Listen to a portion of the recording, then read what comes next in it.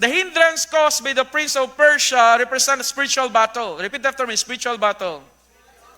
That Daniel faced during his 21-day prayer and fast. This battle was not just about Daniel's personal prayer life, but also about the spiritual forces that opposed God's plans for Israel and the world. Amen?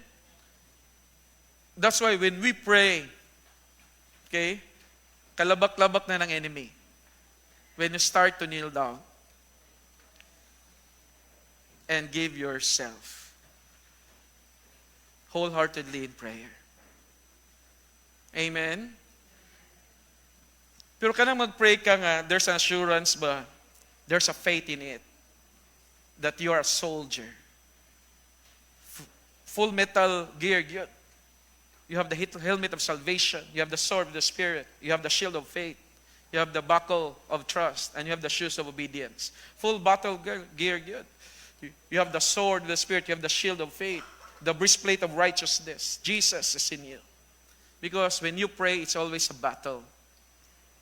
Amen? And you have the faith that God will answer it. Amen?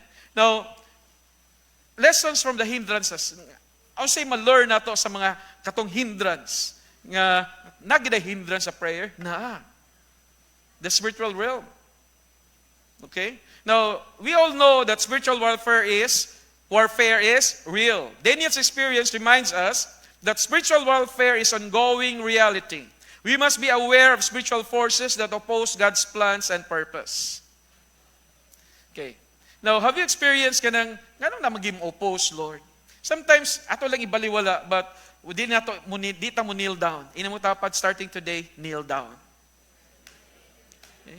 Murag, atong ikuan is atong own solution, our own direction, our own ideas. But we forget to kneel down and pause for a while and pray.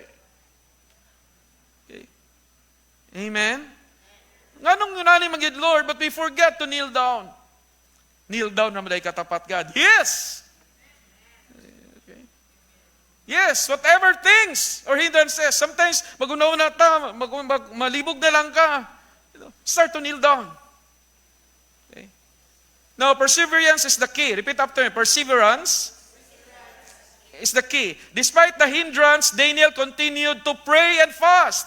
His perseverance ultimately led to the angel's arrival and the revelation of God's plan. Amen? Palakpakan nato ang Diyos. Now, God's sovereignty prevails. Nga, gamhanan ang Diyos, hari ang Diyos.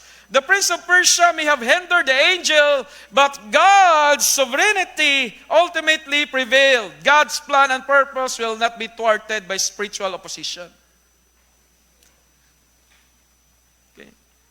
It will never be thwarted. Okay? Munang, we need to pray and pray and pray and pray.